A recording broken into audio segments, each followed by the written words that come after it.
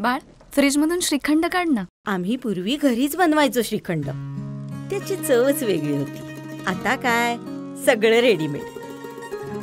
आजी, हे श्रीखंड खाऊन बघ. आज तुझ्या आईनं घरीच बनवलं की काय?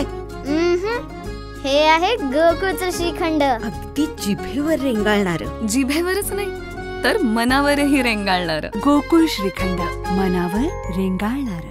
वाढत्या प्रदूषणाच्या पार्श्वभूमीवर प्रत्येक नागरिकाने पर्यावरण रक्षणाची जबाबदारी स्वीकारणे गरजेचे आहे. त्यासाठी स्वतःपासून सुरुवात करावी. पर्यावरण संवर्धनासाठी नव्या पिढीचा पुढाकार आणि सहभाग महत्त्वाचा असून प्रदूषण नियंत्रणासाठी रिसायकल आणि रियूजवर भर देणे गरजेचे आहे, असे प्रतिपादन महाराष्ट्र प्रदूषण नियंत्रण मंडळाचे अध्यक्ष सिद्धेश कदम यांनी केले. महाराष्ट्र प्रदूषण नियंत्रण मंडळ, पर्यावरणीय व वातावरणीय बदल विभाग आणि डी.वाय. पाटील ग्रुपच्या संयुक्त विद्यमाने आयोजित करण्यात आलेल्या पर्यावरणीय अर्थशास्त्र आणि संधी या विषयावरील एक दिवसीय परिषदेत प्रमुख पाहुणे म्हणून ते बोलत होते.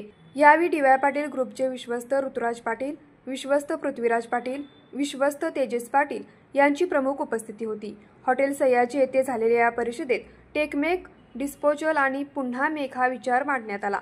डी.वाय. पाटील अभिमत विद्यापीठाचे कुलगुरू डॉक्टर राकेश कुमार शर्मा यांनी प्रास्ताविकामध्ये परिषद आयोजित करण्याची भूमिका विशद केली.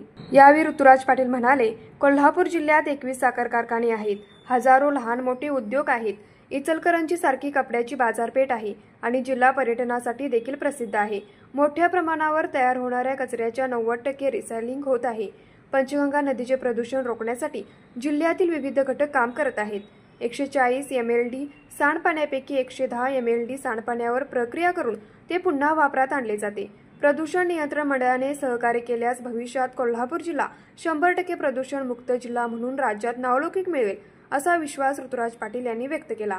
यावेळी महाराष्ट्र प्रदूषण नियंत्रण मंडळाच्या वतीने आयोजित परिषदेसाठी डी.वाय. पाटील ग्रुपने विशेष सहकार्य केल्याबद्दल सिद्धेश कदम यांच्या हस्ते माजी आमदार ऋतुराज पाटील यांचा सन्मान देखील करण्यात आला.